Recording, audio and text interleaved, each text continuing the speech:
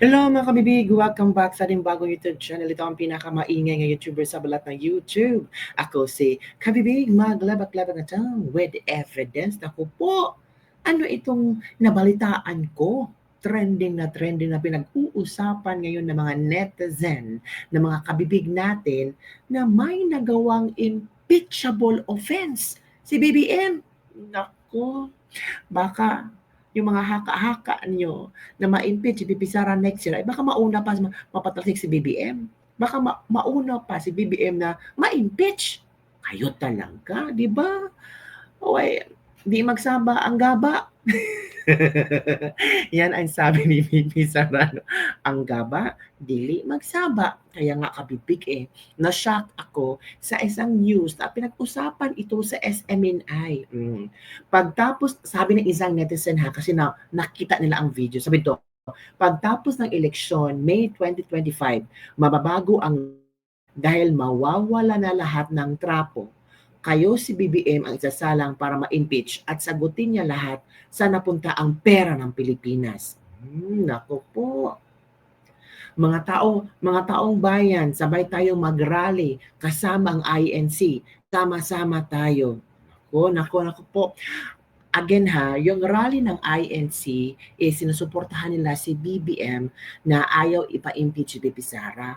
Pero paano ito kung may nagawang impeachable offense si BBM? Sino ang sasama sa kanya or sino ang maninindigan sa kanya na wag siyang ipa-impeach? Nako po. Paano yan kung totoo? Napanood niyo ba ang video? Baka akala niyo lebak-lebak ko lang to. Hindi. May napanood ako ng video at posibleng mangyari to. So eto na kabibig ha. Let's watch this video and let's listen and then try to analyze kung pwede ba kaya ito or hindi. Ito ha. Ito na. Go. Nihayag po ng isang economic risk consultant na may nagawang impeachable offense si Bongbong Marcos Jr. Ngunit hindi ito pinag-uusapan ng mga mambabatas dahil para sa dating Chief Presidential Legal Counsel na si Attorney Salvador Panelo, kontrolado ni BBM ang Kongreso. Narito ang balita ni Alma.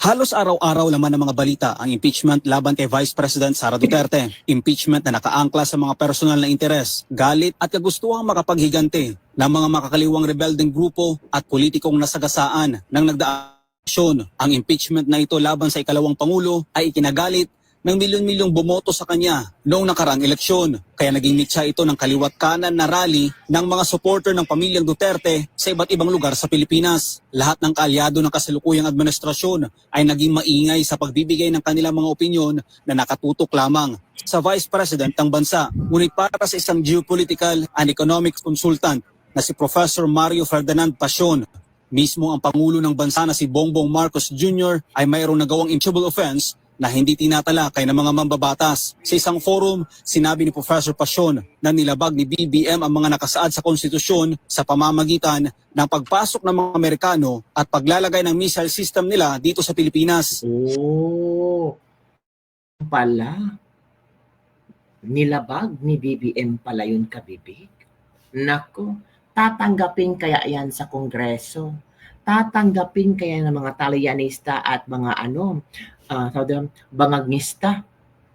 Kasi walang tatayo doon na congressman na gustong paimbestigahan itong mga EDCA sites, itong mga nangyayari ngayon na kasali si BBM. Takot sila sa presidente.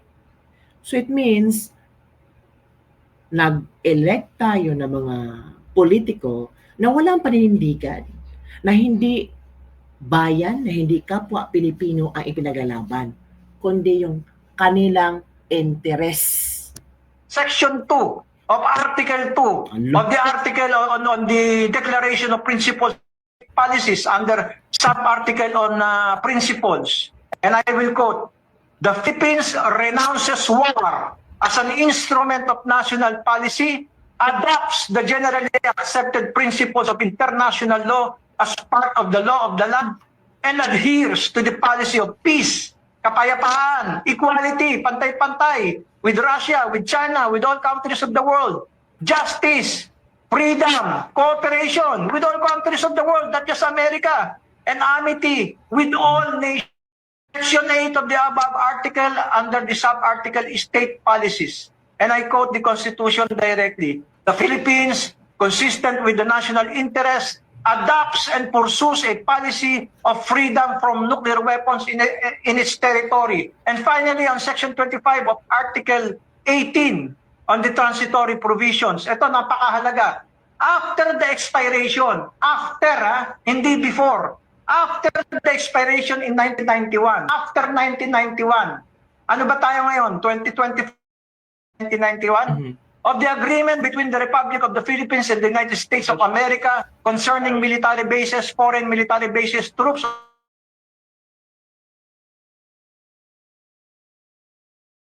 Diin ito na ang ginawa ngayon ng administrasyon kasama ang Bansa Amerika ay isang impeachable offense. This is an impeachable offense, culpable violation of the Constitution, betrayal of public trust. Napakabigat po na, kasi ang impeachable offense po, yung lang pong high crimes. Hindi po impeachable yan. Pero yung culpable violation of the Constitution at saka yung high crime of betrayal of public trust, yan po ay impeachable talaga. Walang kaduda-duda. Kaya, Mr. Beloved President Bongbong Marcos, kung ayaw mong ma-impeach,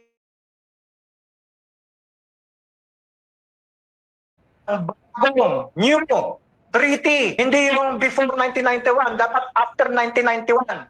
Para naman sa dating Chief Presidential Legal Counsel ng nakaraang administrasyon na si Atty. Salvador Panelo, kahit na malinaw na impeachable ginawa ni Marcos Jr. ay hindi ito lulusot o pag-uusapan dahil kontrolado nito ang Kongreso. Yung impeachable process against the President, kalimutan nila yun. Wala yun. Kasi nga, hawak niya ang kontrolado niya ang Kongreso. Ang impeachment is So kung kontrolado ni BBM ang Kongreso, yung Quadcom hearing, siya ang nagmamaniobra. Siya ang direktor kung kontrolado niya ang Kongreso. Di ba sabi ni Sal Panelo na hindi oobra yung impeach yung kay BBM kasi kontrolado niya ang Kongreso. So kung kontrolado ni BBM, kontrolado niya ang mga congressman, kontrolado niya kung ano ang gusto niyang gawin sa mga Duterte. Diba? numbers game. Paliwanag nito na kaya nakalusot ang impeachment laban kay VP Sara ay dahil nagtulong-tulong ang lahat ng kaalyado ni BBM. Kaya nga nakalusot yung impeachment complaints, dalawa pa, laban kay VP Sara. Kasi nga, yung nagpakulo niyan, kaalyado ng may hawak ng kapangyarihan ngayon. Kaya paano mo papailan ng impeachment yan? Dismiss ka agad yan, deny, wala, hindi makakapasok yan. Kahit na sa ilalim ng saligang batas, iyan ay labag. Sinabi ni Professor Herman Camentong Laurel, presidente ng Asian Century Philippines Strategic Studies, na sa susunod na taon ay kanilang paiigtingin ang kanilang kampanya laban sa ginagawang alyansa ni BBM at ng Amerika na anong magandang naidulot sa pamumuhay ng mga Pilipino.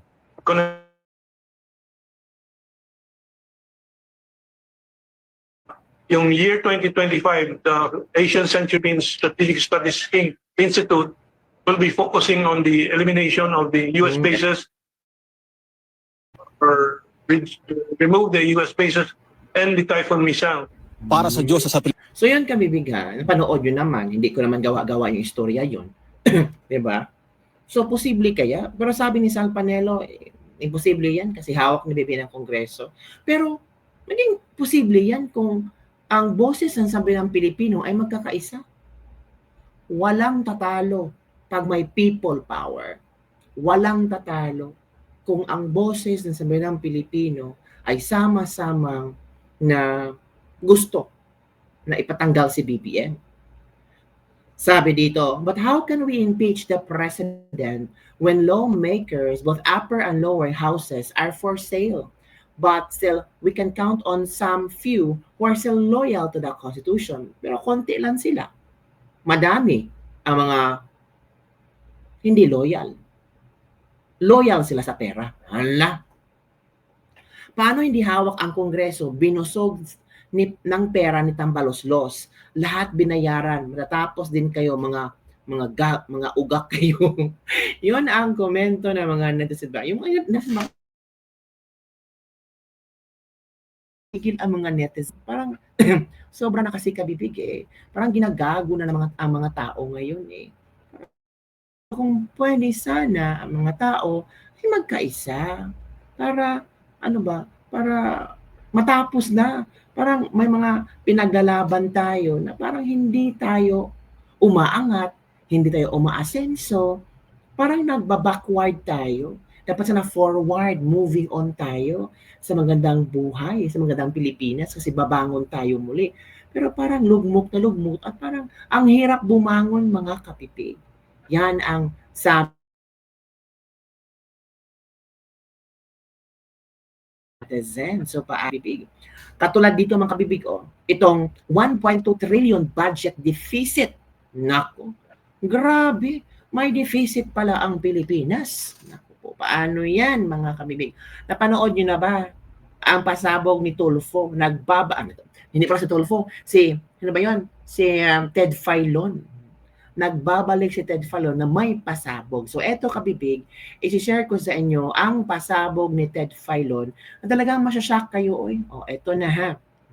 Wait for a while, share ko sa iyo. Kasi tayo ay lebak-lebak with evidence. Hindi tayo magsalita dito na walang ebidensya. Ito Ito na. Sa pinakahuling balita po ng Treasury Department natin, kunin mo yung business page dyan, sinasabi ko kanina. Anong sinasabi dito sa balita? Budget deficit reached 1.2 trillion pesos in Nako. first 11 months. Yan po ay mula nga January to November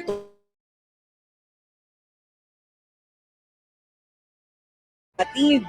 Nako. 1.2 trillion pesos budget Nako. So 0.3 deficit. Nako. Grabe naman yan.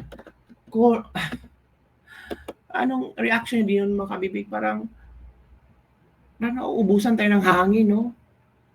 Parang, ano ba to? Kaya pa ba ng Pilipinas, ng Pilipino na mabangon muli? Ito, balikan natin ha. Ito yung reaction ni Mr. Real Talker.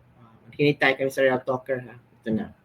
At sa pinakahuling balita po ng Treasury Department natin, kunin mo yung business page dyan, sinasabi ko kanina. Anong sinasabi dito sa balita? budget deficit reached 1.2 trillion pesos in first 11 months. Yan po ay mula nga January to November 2024, mga kapatid. 1.2 trillion pesos budget deficit. Okay. Oh, wow. So nangangahulugan mga kapatid, opo. Yun daw pong revenue collection natin, 4.1 trillion pesos. Yung pong 11th-month expenditure is 5.3 trillion. Oh, grabe Kaya gastos 1.2 ha. trillion ang ating deficit. Tama. So we're spending so much doon sa ating kinikita.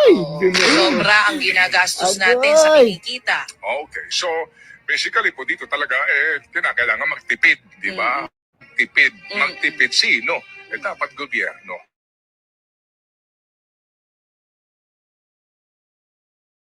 Ang gobyerno. Tama. Masyadong magastos ang gobyerno. Diyos ko, concert dito, concert doon. Hindi na pala kumikita ng maganda ang bansa natin. Kasi grabe din ang gastos ng gobyerno. Tapos wala ka pang nakikitang mga big ticket project. Ay, ambot. Tama. Grabe, bagong Pilipinas. Proud kayo. At sa pinakahuling balita po ng So yun kabibig, proud ba kayo na wala talaga deficit ng 1.2? Ano bang proyekto ni BBM sa taon na to? Yung Pangal Bay na bridge? Agad naman na luma yun nasira-sira. Ano ba? Konsyerto. Ilang konsyerto ba ni BBM this year? Doon ba nanggaling bakit nagka-deficit tayo? Palagi mamimigay ng ayuda. Dahil sa ayuda, na-deficit tayo. Dapat ito dapat yung imbestigahan nila Bakit nag-deficit ang Pilipinas? So, anong mangyari kung deficit tayo? Maka-move on ba tayo? Hiram na naman ang pera. Buti na lang talaga ang mga tao ay nakikialam sa 2025 budget, mga kabibig. Kasi kung ang mga tao ay mangmang, tanga at walang pakialam sa 2025 budget, naku, lalo tayong malulugmok. Baka hindi na kaya natin bumili ng bigas. Baka ang kakainin natin, wala na. Kamote na lang. Saging.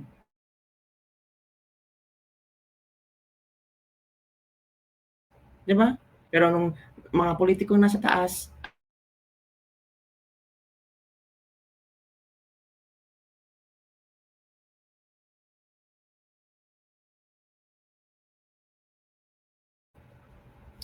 so yun lang kabibig ang ating Linis Libag-Libag for today. Don't forget to this video para sa mga trending news. Bye everyone! See you next.